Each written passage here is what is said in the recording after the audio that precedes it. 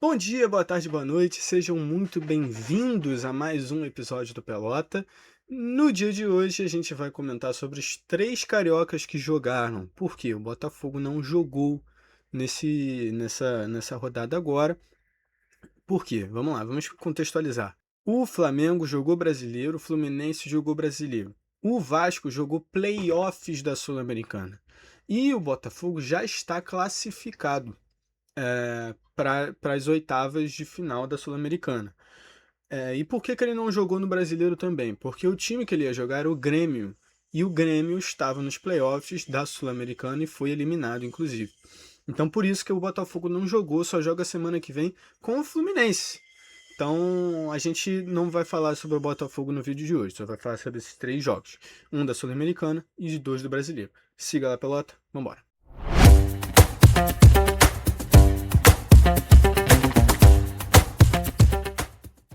Começando pela volta dos playoffs do Vasco da Gama, o Vasco ganha de 1-0 com o gol do Thiago Mendes aos 85 minutos do segundo tempo, se eu não me engano. E é uma classificação que não tem muito o que comemorar, porque eu particularmente acho que o Vasco tá num futebol muito fraco. Tá com um futebol muito mole, tá com um futebol muito devagar. E como eu tinha dito naquele vídeo, se eu fizesse um playback de tudo que eu for falar aqui e colocar, tipo, jogo do Vasco, tal dia brasileiro, sul-americano, tanto faz. Pá, bota o playback. Vai encaixar. Porque são as mesmas dificuldades, são os mesmos problemas de novo. Sabe? Eu acho que o que falta, de novo, a gente não pode culpar o Pedro Emanuel. Porque o Pedro Emanuel tem pouco tempo de trabalho, é a primeira vitória dele agora nessa Sul-Americana. E eu, assim, não vejo uma crescente no Vasco dentro do vestiário. Eu não vejo uma crescente do Vasco de elenco. O problema do Vasco não é elenco reserva. O problema do Vasco é elenco titular e elenco reserva. O Vasco não tem como se preparar para uma Sul-Americana. O Vasco não tem como se preparar para se manter, ao menos no meio de tabela de um brasileiro, com o elenco que está. E isso entra treinador, sai treinador, pode entrar quem quiser ali dentro. Só quem faça milagre consegue levar esse time para longe num campeonato. Eu não digo nem para uma final. Sim, eu acho que nem numa final chega com o elenco que tem. Acho que para longe, tipo uma semifinal, uma quarta de final, já é para se ajoelhar e rezar e pedir para Deus agradecer. Entendeu? O elenco do Vasco é muito fraco. O Vasco é que nem aquela música da Beth Carvalho, sem ataque nem defesa. Não tem. O ataque, o Spinelli desaprendeu a jogar futebol. O único que salva é o Andrés Gomes. Né? O Nuno é um cara muito devagar, muito morto. Acho que ele perdeu. De alguma forma aconteceu alguma coisa com ele. Acho que tem algum problema exterior que não tá deixando ele jogar direito. Porque não é possível, cara. O futebol do Nuno é assustador de ver. Tá difícil de ver o Nuno jogar. Entende? E entre outros jogadores. Né? Entre outros jogadores. O Thiago Mendes é o único cara que salva nesse time. Né? Há pouco tempo atrás, antes do final antes da Copa do Mundo, eu comentei que o Thiago Mendes era o coração desse time e continua sendo, e ainda assim o coração tá parando. Sabe? Porque tá dando para ver que não tem como fazer muita coisa. Não tem como tirar leite dessa pedra. Não tem como. Não tem como. Então, o motivo de eu dizer que não é culpa do português agora é exatamente isso. A gente teria de ver ele com um planejamento, um projeto, um elenco que ele escolhesse, ou então que ele aprovasse, jogadores que o scout mostrasse, ele aprovasse. Enfim, o Vasco não tem reforço. Não tem reforço. E os reforços que trouxeram há um tempo atrás não estão rendendo. Não estão rendendo. Só fica nessa especulação de fulano de tal que pode vir, que a negociação está travada, que isso e aquilo. É uma especulação aqui, uma especulação ali. Até pouco atrás, o GE tinha apostado que o River estava negociando, o Vasco estava negociando com o River para o Kevin Castanho, que é um meio colombiano espetacular. Mas é negociação, é papo, é isso, é aquilo, tudo demora, tudo com o Vasco demora, tudo atrasa, tudo complica, tudo emperra. Por conta da recuperação judicial, eles não podem fazer nenhuma contratação à vista, botar o cash na mesa, não pode. Então, tudo isso atrapalha. E é pedir pra Deus. Gente, desculpa, eu acho que eu tô pegando até pesado demais com a torcida vascaína. Já é o terceiro vídeo já que eu tô esculachando o Vasco. Mas não tenho o que falar, eu não posso dar uma notícia falsa pra você. Eu não posso dar uma esperança falsa pra você. Se eu vim aqui falar pra vocês, não, o Vasco vai sair bem nessa Sul-Americana, vai longe. Não dá pra eu dizer isso pra você. Se chegar nas oitavas, passar das oitavas, tá ótimo, dá pra ter uma esperança. Mas vai ser os trancos e barrancos, cara. Voltando a falar do jogo, o português coloca o Saldívia. O português coloca o Saldívia pra entrar em campo, em segundo tempo, pra tirar o Cuesta. É nítido que esse jogador não pode continuar no Vasco. Dentre outros, como Marino Hinestrosa, né? Entre outros jogadores. É nítido que o Saldívia não pode continuar no Vasco. Ele deu um depoimento falando que realmente está mal, que nos treinamentos ele está mal, que em campo ele também está mal, e a gente percebeu, e que ele não poderia sair do Vasco dessa forma. Assim, meu amigo, a gente entende, tá bom? Olha só, você está passando por um momento difícil, está passando por complicações, tudo bem, meu querido, olha só, você resolve seus problemas longe daqui. Não tem problema. Ah, fez um gol contra. Fez, errou uma porrada de passe. Ah, quase entregou o jogo nos playoffs. Meu amigo, olha só. No momento que você disser assim, me perdoe e eu vou embora, a gente te perdoa até com flor. A torcida do Vasco te perdoa até com flor. Até com passeata, se você quiser. Perdoamos o Saldívia, perdoamos o Saldívia. Porque você precisa ir embora desse time, cara. Você precisa ir embora, você não encaixa mais, vai ser pior pra você, psicologicamente, ou então na sua carreira. Vai ser muito difícil você se reestruturar em outro clube com os últimos momentos que você está passando aqui dentro do Vasco. É muito difícil. Então, assim, uma recomendação de um cara que não tem nada a ver com isso. Vaza. Vaza. Você está atrapalhando o Vasco e está atrapalhando a si mesmo. Não é esse pensamento de que eu tenho que melhorar, eu tenho que agradecer a torcida, que não sei o quê. Não tem como mais. A torcida não tem mais gargalo para você. Pode ir embora. A gente te perdoa. A torcida do Vasco te perdoa. Vai embora. Vai ser melhor se você for embora. Vai ser melhor para você. O que ele fez em campo, cara, foi assustador, cara. Ele quase entregou o jogo. Ele quase entregou o jogo. E aí chega aquele momento que você quer ser uma formiguinha para saber o que o rapaz pensou, o que o Pedro Emanuel pensou de colocar esse sujeito em campo. Eu gostaria muito de saber realmente, porque tem que ter uma explicação. Tem que ter uma explicação. Então eu gostaria de ter esse pensamento assim para saber o que ele pensou. Né? Então, enfim, o Vasco é isso. O Vasco agora está classificado para as oitavas de final da Sul-Americana. Vai jogar com o Olímpia, o time que estava no seu grupo. O Vasco ganhou um dentro de São Januário e perdeu o outro fora, de 3-1, né? Que foi ainda com o Renato Gaúcho. E é isso. Vamos ver como é que vai ser a partir daqui de agora. Vamos ver como é que vai ser esse jogo com o Olímpia. Oitavas são outro panorama, outra visão. Vamos ver como é que vai ser. Vamos falar do Flamengo agora. Meus amigos, vamos falar do Flamengo. O Flamengo empata com o Internacional no Brasileiro, né? Fora de casa, lá no Beira-Rio. Assim, o primeiro tempo foi completo domínio do Internacional, né? E a gente tinha comentado aqui no último vídeo de que o Flamengo sem a bola era um time muito espectador, né? Assistia muito o outro time jogar. E eu acho que ficou ainda mais claro com o Internacional. Porém, o Inter não tem muito a posse de bola. O Inter terminou o jogo com 20%, 20 e pouco por cento de posse de bola. E o Flamengo, com posse maior, se tornou um time pouco ofensivo. Mas, assim, eu acho que vamos lá. O Flamengo tem a maior posse. Mas do que você adianta ter a maior posse se você não pressiona, não fecha? Me lembra muito quando era com o Felipe Luiz. Felipe Luiz, ele tinha muita posse de bola, fechava, pressionava, era um escarcéu de cruzamento, infiltragem, pô, chute no gol de longe. Era isso o jogo inteiro.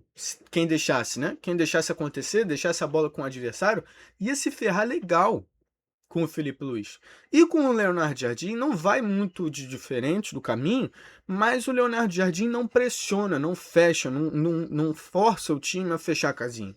né? Eles têm a posse, mas aí volta pro zagueiro, aí toca no meio, aí toca pro ponta, o ponta erra, aí volta tudo, que não sei o quê. E o Internacional, mesmo com pouca posse, fez transições rápidas, principalmente ali com o Alan Patrick, e o fim foi mais ofensivo, foi mais.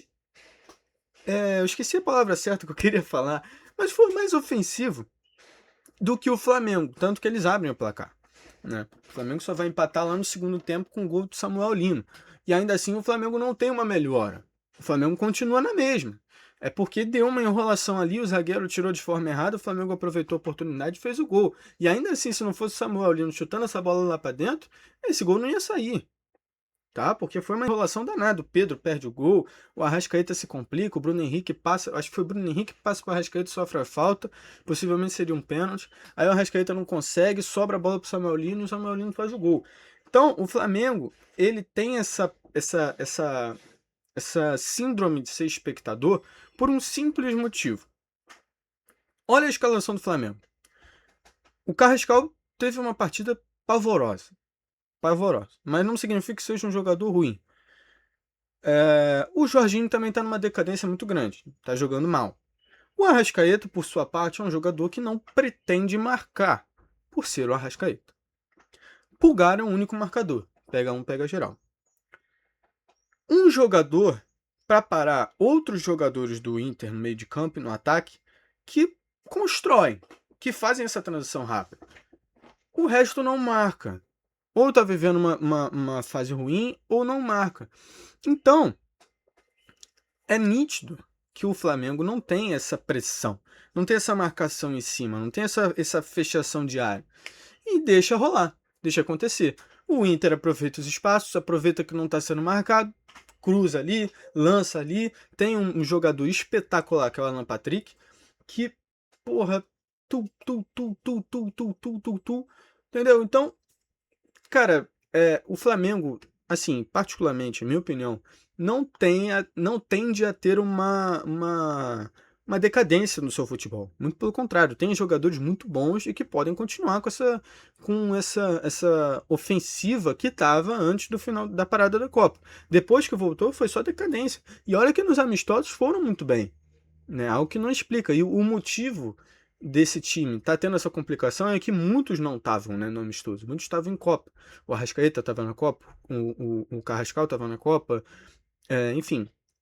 Vários outros jogadores estavam na Copa, tendo seu momento lá. O Carrascal só entrou em um jogo com a Colômbia, se eu não me engano. O Arrascaeta nem entrou porque estava de lesão.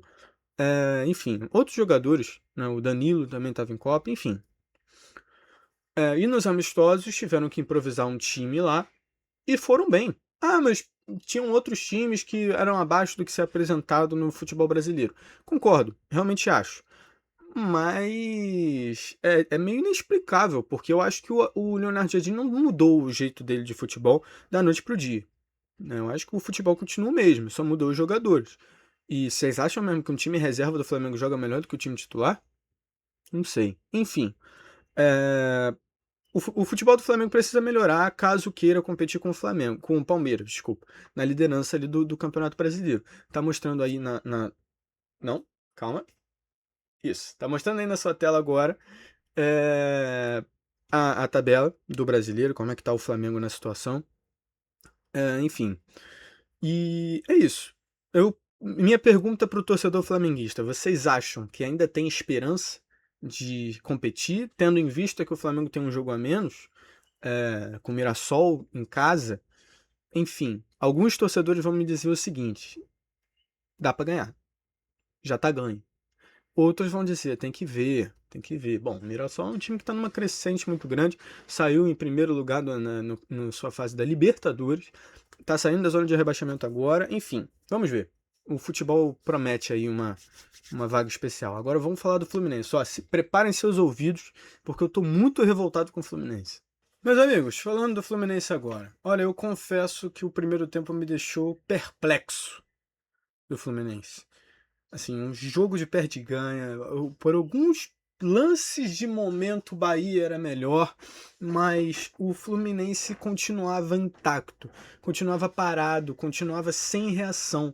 O Hulk perdeu um gol cara, meu Deus do céu, que lance é aquele? Que coisa horrorosa. O Hulk em qualquer outro clube não perderia aquele gol. E isso não é qualquer tipo de coisa assim, já ele tá fazendo um corpo mole no Fluminense, não é isso. Eu tô dizendo que é, existe alguma coisa que tá atrapalhando o Fluminense levantar. Não é possível, gente. O tanto de passe errado, o tanto de pensamento errado, parece que é a primeira vez que eles estão jogando juntos. Sendo que são jogadores que já estão ali antes do Zubeldia, sabe? É inexplicável. O Lúcio Acosta, inclusive é importante a gente entrar nesse assunto aqui. Recentemente, parece que saiu uma investigação para o Lúcio Acosta dizendo que ele teria estado envolvido em casos de aposta naquele jogo que eu comentei aqui sobre o Bragantino, que saiu aquela porradaria, que saiu aquele tantantan lá e ele tomou um cartão amarelo. Parece que tem algum tipo de envolvimento com esquemas de aposta.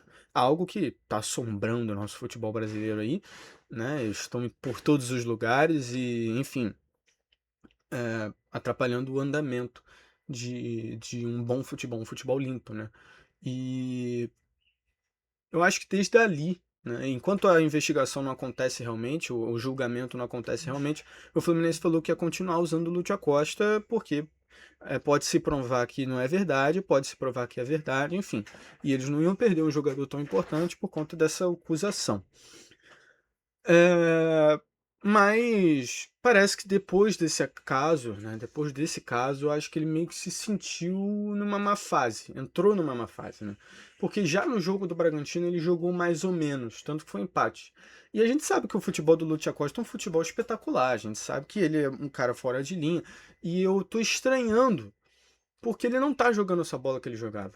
E eu imagino que isso seja uma má fase, eu imagino que isso seja um problema interno de cabeça, psicológico, tudo isso afeta, né? Essas coisas acontecem.